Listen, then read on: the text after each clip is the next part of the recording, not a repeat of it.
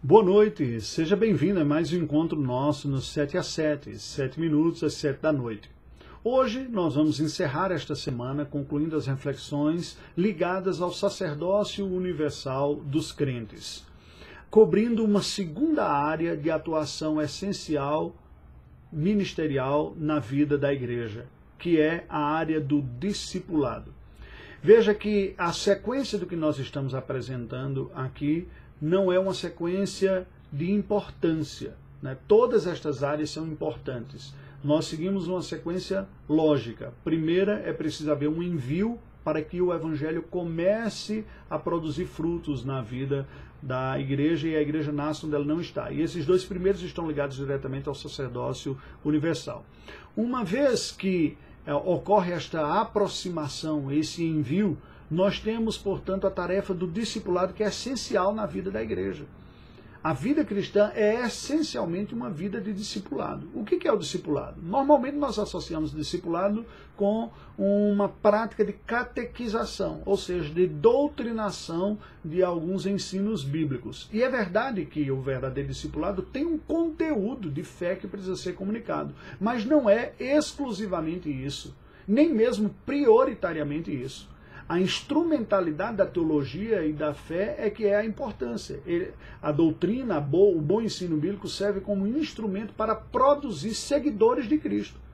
Discipulado consiste num processo dinâmico e relacional de que pecadores auxiliam outros pecadores a conhecer e a servir o Senhor Jesus como Senhor e Salvador de suas vidas. Isto é o discipulado. Portanto, nós podemos falar que o discipulado tem uma medida de intencionalidade. Não ocorre naturalmente. Aqueles que já seguem a Cristo precisam entender o chamado de Deus para ajudar outras pessoas a também seguirem a Cristo e, em obediência, serem intencionais em se aproximar de outras pessoas para ajudá-los a conhecer e seguir a Cristo. Porque nós podemos ter vínculos, inclusive na igreja e dentro da igreja, que duram anos, mas pessoas que nunca se auxiliaram espiritualmente, que conversam coisas da vida importantes também e que dão importância sobre esportes, sobre roupas, sobre lazer, sobre entretenimento, sobre férias, mas nunca se aconselharam, se auxiliaram e se instrumentalizaram para ajudarem uns aos outros no crescimento. Alguém já falou, e eu concordo, que há a diferença básica, essencial, entre discipulado e aconselhamento é mínima. O discipulado tem um currículo universal de chamado para viver a vontade de Deus na sua vida. Enquanto que o aconselhamento tem um currículo especificado por uma necessidade percebida. Nós buscamos conselho bíblico e nós damos conselho bíblico para outras pessoas a partir de necessidades percebidas. Alguém que pede ajuda em algum ponto, ou no momento da conversa nós percebemos a necessidade de uma ajuda específica. Então, o aconselhamento nada mais é do que um discipulado dirigido, ajudando a pessoa a entender como seguir a Cristo naquela área da vida que ela está tendo dificuldade. Dor, luta, dúvida ou incapacidade, até moral e pecado, seja o que for. O discipulado, portanto, é esta realidade mais abrangente e ela é relacional. Ela é relacional entre as pessoas e é relacional entre os discípulos de Cristo com o próprio Cristo, acima de tudo. A palavra de Deus vai apresentar alguns termos. Por exemplo, é recorrente no Novo Testamento o termo aleluia, que em grego, traduzido para o português, significa uns aos outros. Aponta para a necessidade de que nós, como cristãos, construamos relacionamentos redentores. Não apenas estejamos em paz com as pessoas, sejamos amigos delas, mas devemos ser e temos o chamado para sermos intencionais no propósito de ajudar uns aos outros a crescer no conhecimento de Cristo, na comunhão com Cristo e no serviço a Cristo. Aqui vai entrar estas várias ocasiões em que nós podemos ministrar a palavra de Deus, ajudar a pessoa dando conselho e orientação bíblica, aconselhar-os mutuamente, diz a palavra do Senhor, familiar, não apenas aos outros interessados, mas em casa, é um papel essencial da vocação paterna e materna, né? Orientar, instruir na fé.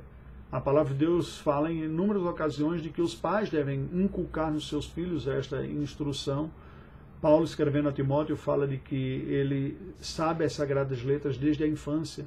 Aprendeu com a sua avó e a sua mãe, que eram cristãs. Na verdade, nós falamos aqui de uma espécie de ensino personalizado, onde você reconhece as necessidades e o momento em que cada pessoa está nessa jornada e é dado uma atuação dedicada. Preste atenção, porque se nós perdermos isto de vista, nós olhamos para a igreja como uma espécie de grupo dependente de uma única pessoa, o pastor. Isso sobrecarrega, esfola esta pessoa e atrofia espiritualmente os membros da igreja que deveriam estar servindo uns aos outros. O discipulado implica também a realidade da comunhão da igreja, da santa comunhão, porque é possível haver uma concordância para o mal. Comunhão dos santos, ou santa comunhão, é a realidade de nós compartilharmos e concordarmos e experimentarmos uma convergência de ideias e de práticas que apontam para a glória de Deus. O termo bíblico para isso, grego, é koinonia, esta comunhão, e uma integração. A igreja não é um círculo fechado, não é uma panelinha, mas está sempre aberta e atenta àqueles que Deus vai alcançando pelo Evangelho para integrá-los na igreja e formá-los como discípulos. Sobre isso nós vamos falar na semana que vem, a partir da área da evangelização, como tantas outras que ocorrerão. Portanto, resumidamente e concluindo, esta área chamada discipulado na vida da igreja precisa ser pensada, estruturada, trabalhada conscientemente, senão não ocorrerá de forma consciente e eficaz. E o que ela oferece? Ela oferece mentoria para promover discípulos de Cristo. O pastoreio da igreja deve supervisionar e mentorear as pessoas para que elas se tornem verdadeiros discípulos de Cristo Jesus, como nós também somos discípulos de Cristo. Oremos ao Senhor. Deus bendito, nós te rendemos graças por este chamado glorioso de sermos discípulos teus. E te rendemos graças porque este chamado implica um chamado a servir outras pessoas e ajudar outros também a ser discípulos teus. Que te conheçamos, que dependamos mais do teu Filho, que o poder do Espírito produza essa transformação de conhecimento e prática da tua palavra em comunhão contigo e com a tua igreja. Em nome de Jesus oramos. Amém. Agora você na semana que vem, quando continuaremos a estudar outras 6 áreas essenciais na vida da igreja, quais são os seus papéis e sua importância. Deus abençoe.